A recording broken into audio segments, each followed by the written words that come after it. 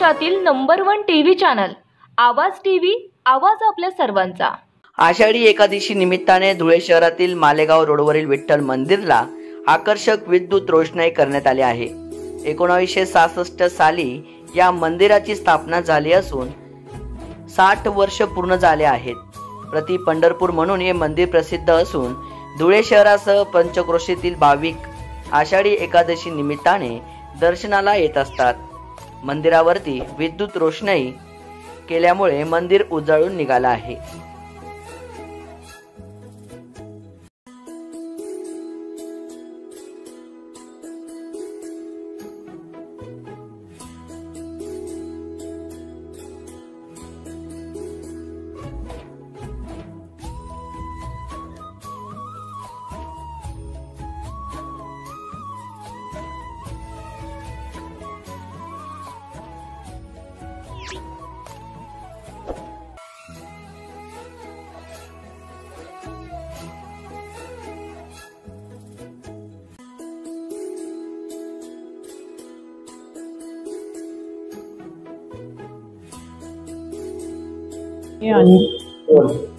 मी अंजनी दिलीप गानू आणि हे मंदिर ज्यांनी बांधलं ते माझे सासरे त्र्यंबक गणेश गानू। 1966 साली दसऱ्याला हे मंदिर भाविकांसाठी दर्शनासाठी खुलं केलं गेलं आणि दरवर्षी आता 6 जुलैला आषाढी एकादशी आहे।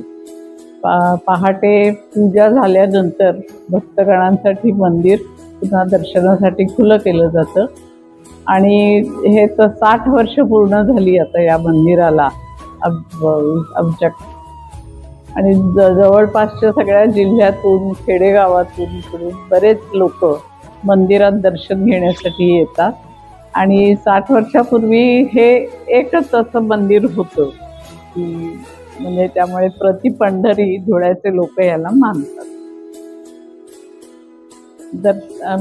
आणि आषाढी एकादशीच्या निमित्ताने मंदिरावर दिव्याची रोषणाई करायला आपणहून मुलं येतात, इलेक्ट्रिशियन येऊन ते सगळं करून जातात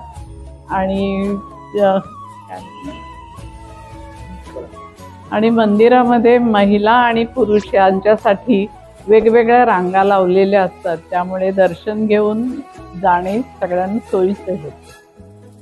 रोजच्या ताज्या घडामोडींसाठी आवाज टीव्हीला सबस्क्राईब करा आणि बेल आयकॉन प्रेस करा।